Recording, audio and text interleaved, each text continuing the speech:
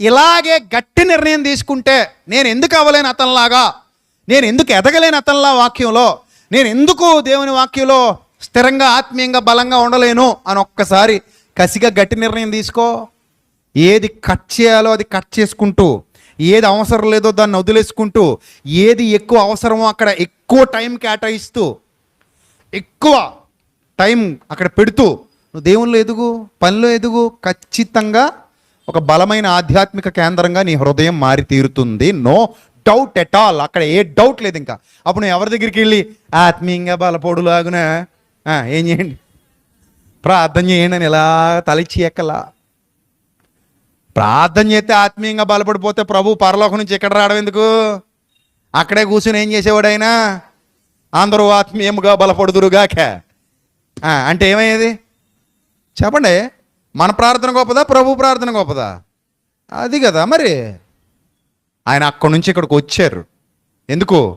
నీకు వాక్యోపదేశం చేయటానికి, నిన్ను వాక్యానుసారంగా బలపరచడానికి, నేను వాక్యంలో స్థిరపరచడానికి ఆయన అక్కడి నుంచి వచ్చారు ఇక్కడికి, అక్కడి నుంచి వచ్చారు.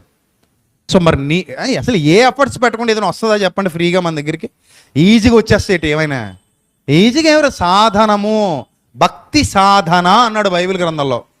సాధకము చేయబడిన జ్ఞానేంద్రియములు గలవారై ఉండాలి.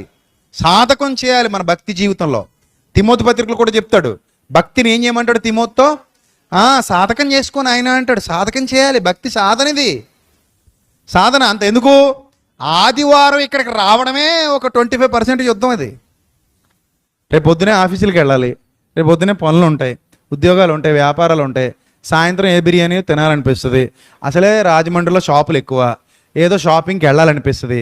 అవన్నీ మానుకొని 2 గంటలు ఇక్కడ కూర్చోవాలంటే ఈవినింగ్ ఇక్కడికి రావడం పెద్ద యుద్ధం. ఆ యుద్ధం గెలిచి ఇక్కడ దాకా వచ్చాం. ఇందులో 25% ఇక్కడ దాకా రావడంలోనే మనం ఏమయ్యాం? సక్సెస్ అయ్యాం. కొంతమంది అడుగుతున్నారు నన్ను, అన్న ప్లీజ్ అన్న రాజమండ్రిలో ఉదయం పెట్టండి అన్న అంటారు. పెడదాం, ప్రస్తుతానికి అవకాశం లేదు అని నేను అంటాను. రాత్రి అంటే దూర ప్రాంతం అన్నా, రావడానికి వీలవట్లేదన్నా అంటారు.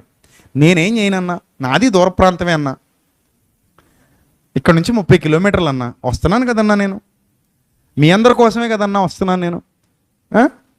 సో అలాగే నువ్వు రావాలి. మరి అలా కంగారు పడిపోతే ఎట్టా? మనకు అవసరమైన దానికోసం మనమే వెతుక్కుంటూ వెళ్ళాలి. అది నాకు అవసరం అని నాకు తెలియాలి మొదట.